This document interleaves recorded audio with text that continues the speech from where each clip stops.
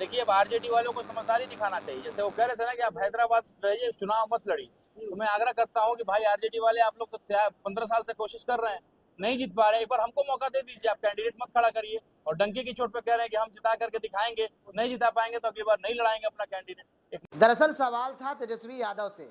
उनसे पूछा गया था कि असदुद्दीन अवैसी से क्या गठबंधन करेंगे, तो उनका जवाब था कि असदुद्दीन अवैसी हैदराबाद की पार्टी है और उनको हैदराबाद में ही रहना चाहिए, बिहार नहीं आनी चाहिए। इसी के जवाब में असदुद्दीन अवैसी के ढाका कैंडिडेट राणा रणजीत सिंह ने कहा, हमने आपको कई बार मौका दिया, आप हमें एक बार, आप मुसलमानों की एक पार्टी को एक बार मौका दे दीजिए, हम जीत करके दिखा देंगे। आपको मालूम है कि ऑल इंडिया मजलिस इत्तेहादुल मुस्लिमीन बहुत कोशिश की कि इंडिया अलायंस में वो आ जाए, लेकिन तेजस्वी यादव और राहुल गांधी ने MIM के प्रपोजल को एक्सेप्ट नहीं किया। पत्र लिखा गया था, उसे कबूल नहीं किया, जिसके बाद ऑल इंडिया मजलिस इत्तेहादुल मुस्लिमीन लगभग 50 से अधिक सीटों पर अपना कैंडिडेट उतारने का फैसला कर चुकी है।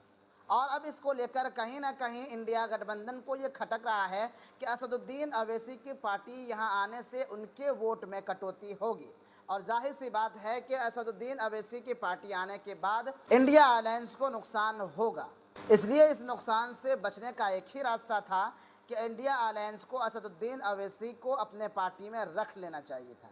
जिस तरह से भारतीय जनता पार्टी में रहने वाले मुकेश सहनी, जो 2% भी नहीं है, उसको इसने अपने पार्टी में रख लिया, इसी तरह असदुद्दीन अवैसी को भी अपनी पार्टी में रखनी चाहिए थी।